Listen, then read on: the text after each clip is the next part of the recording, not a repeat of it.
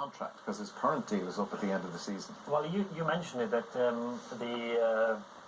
the voices are growing around the Emirates who want to see somebody else at the helm. And maybe he comes to the conclusion now to see how it goes from now till the end of the season and maybe make that step, because I'm 100% with Eamon.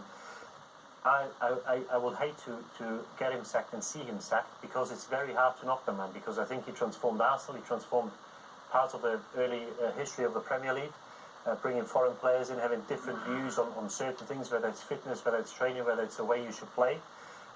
So it's very hard to knock the man, and that's why you've got to be very careful and not to be too critical.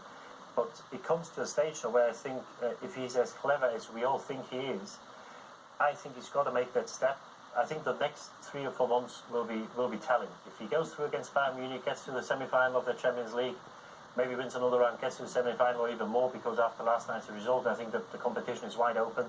Then we may see him another year or two. But I think that the problem with Arsenal is that the fans have lost faith in the team. And I think that team, they don't believe. We find out tonight, do they believe in themselves? Because they had so many losses in important games that if you look back at the last 5, 6, 7 years, if the team they've got now, I think they do underperform. I think the team is a lot better than what they've been showing. And if you go back 10 years, they lost to PSV, 5 years they lost to Milan, and 2 years ago they lost to Monaco. If he made one of these last 16 ties and won it, and went on to go to a semi-final or even a final, even though they may have lost it, I think the voices wouldn't be as loud as they are now, because as it is for the last 10 years, every time the chips are down, they find a way to beat themselves.